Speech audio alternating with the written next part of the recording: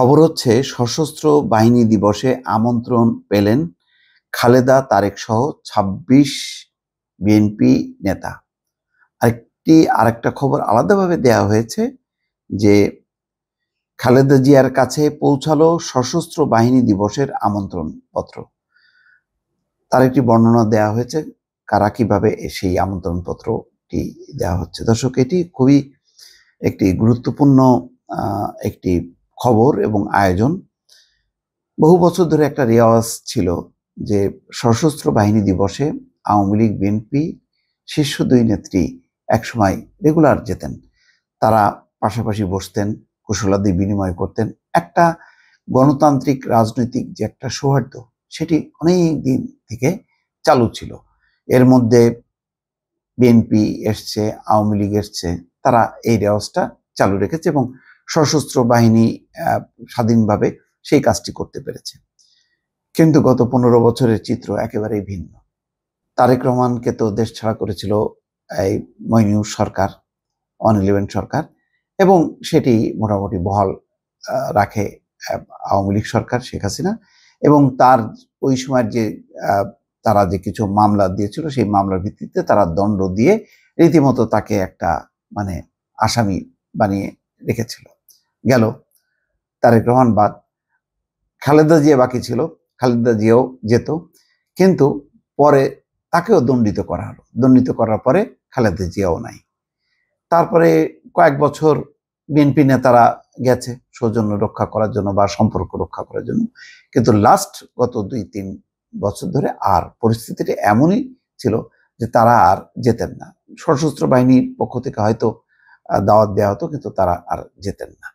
তার মানে রাজনীতিটা দেখেন, প্রথম এই বাংলাদেশে এক সময়, আরো আগে 2 নেত্রী যেত, 2 দলের নেতারা যেত এবং আরো অন্যান্য সমস্ত দলের নেতারা যেত। সশস্ত্র বাহিনী দিবসে মোটামুটি একটা মিলন মেলা বসত। এটা ছিল একটা দেশের সকল দলমত নির্বিশেষে বাংলাদেশটা যে একটা গণতান্ত্রিক দেশ, তার একটা বহিঃপ্রকাশ ঘটত সশস্ত্র বাহিনী দিবসে। আওয়ামী লীগ এটা আস্তে আস্তে জবাই করতে শুরু করে, জবাই করতে করতে শূন্যের নামিয়ে আনে। এখন উপায়টা কি? এখন গণঅভ্যুত্থান হয়েছে, গণহত্যার দায়ে সব অভিযুক্ত শেখ হাসিনা সহ বাকিরা। শেখ হাসিনা সহ আওয়ামী লীগের অধিকাংশ নেতা দেশ ছাড়া পালিয়েছেন বা আত্মগোপনে আছেন। ফলে এখন যেই খালেদা জিয়া, যেই তারেক রহমানকে তারা রাজনীতি থেকে একদম নির্মূল করতে চেয়েছিল, একেবারে উৎখাত করতে চেয়েছিল, মোট কথা শুধু তো খালেদা জিয়া তারেক রহমান না, পুরো বিএনপি জামাতের সমস্ত শক্তিকে তারা নির্মূল করে দিয়ে তারা চেয়েছিল যুগের পর যুগ তারা ক্ষমতায় থাকবে। আজকের ঘটনা হলো এমনই যে সেই সামরিক বাহিনীর পক্ষ থেকে ঊর্ধ্বতন কর্মকর্তারা যে বেগম খালেদা জিয়াকে দাওয়াত করছেন, উনি যদি সুস্থ থাকেন তাহলে নিশ্চয়ই আজকে তিনি যোগ দেবেন। জানি না সেই যোগ দেওয়ার মতন শারীরিক অবস্থা আছে কিনা। আর তারেক রহমান দেশে না থাকার কারণে তিনি যোগ দিতে পারছেন না, কিন্তু বিএনপির নিশ্চয়ই মহাসচিব সহ বিএনপির যে ২৬ জন নেতা, তারা প্রত্যেকে যাবে, অন্যান্য রাজনৈতিক দলের নেতারাও যাবেন। আজকে রাজনীতির যদি স্বাভাবিক গতিপথ থাকতো, তাহলে এই আমন্ত্রণে আজকে শরিক হতে পারতেন কিন্তু আওয়ামী লীগ এবং তার যে জোটের অন্যান্য রাজনৈতিক দলগুলো। দর্শক, এটাই হচ্ছে নির্মম পরিহাস। এটা গণতন্ত্রের জন্য দুঃখজনক একটি অধ্যায়। ২১শে নভেম্বর সশস্ত্র বাহিনী দিবসে সেনাকুঞ্জের সম্বর্ধনা অনুষ্ঠানে বিএনপি চেয়ারপারসন খালেদা জিয়াকে আমন্ত্রণ জানিয়েছে প্রধান উপদেষ্টার কার্যালয়ের সশস্ত্র বাহিনী বিভাগ। মঙ্গলবার রাতে সেনাবাহিনীর chief of general staff CGS lieutenant general Mizanur Rahman Shamim এবং সশস্ত্র বাহিনী বিভাগের principal staff officer lieutenant general ASM Kamrul Ahsan এই আমন্ত্রণপত্র বিএনপি চেয়ারপারসনের কাছে পৌঁছে দেন বলে জানা গেছে।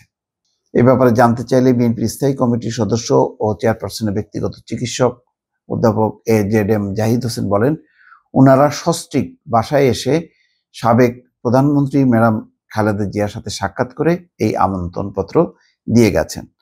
মিডিয়া সেলের সদস্য সাইরুল কবির খান বলেন, এর আগে দুপুরের দিকে বিএনপির ভারপ্রাপ্ত চেয়ারম্যান তারেক রহমান, দলের মহাসচিব মির্জা ফখরুল ইসলাম আলমগীর সহ স্থায়ী কমিটির সদস্য ও সিনিয়র নেতৃবৃন্দ মিলে ২৬ জন নেতার নামে আমন্ত্রণ কার্ড গুলশানের চেয়ারপারসনের কার্যালয়ের চেয়ারপারসনের একান্ত সচিব আব্দুস সাত্তার সাহেবের কাছে সেনা কর্মকর্তারা দিয়ে গেছেন।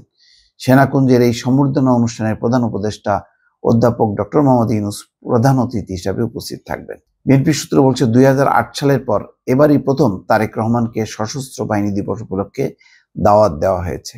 এর আগে আওয়ামী লীগ সরকারের সময় সশস্ত্র বাহিনী দিবস উপলক্ষে আয়োজিত অনুষ্ঠানে যেতেন খালেদা জিয়া। এরপর তিনি কারাগারে যাওয়ার পর বিএনপির প্রতিনিধি দল যেত। তবে সর্বশেষ গত ২-৩ বছর বিএনপির পক্ষ থেকে দাওয়াতে কেউ অংশ নেয়নি। দর্শকের আগেই বলেছি যে কিভাবে আস্তে আস্তে এটি মানে বাংলাদেশে যে গণতন্ত্র ক্ষয়িষ্ণু হয়ে গেল, ভঙ্গুর হয়ে গেল, তার চিত্র কিন্তু সশস্ত্র বাহিনী দিবসের অনুষ্ঠানেও দেখা যেত। যে একতরফা ছিল, শুধু আওয়ামী লীগ এবং তার জোটের লোকজন আসতো, বিএনপি জোটের কেউ নাই, জামাত তো নাই। আর দণ্ড দেওয়ার পরে বেগম খালেদা জিয়া, তার আগে তারেক রহমান, অর্থাৎ খালেদা জিয়া, তারেক রহমান, তারা নাই।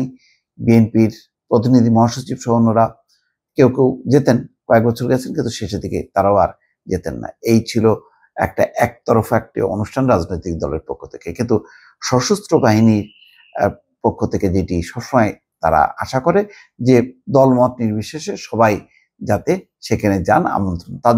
তারা এই ভেদাভেদের মধ্যে থাকতে চায় না, কিন্তু রাজনৈতিক ভেদাভেদের একটা চিত্র বা ছাপ সবসময় পড়েছে বিগত সময়ে সশস্ত্র বাহিনীর এই অনুষ্ঠানে। দর্শক ভালো থাকবেন, আল্লাহ হাফেজ।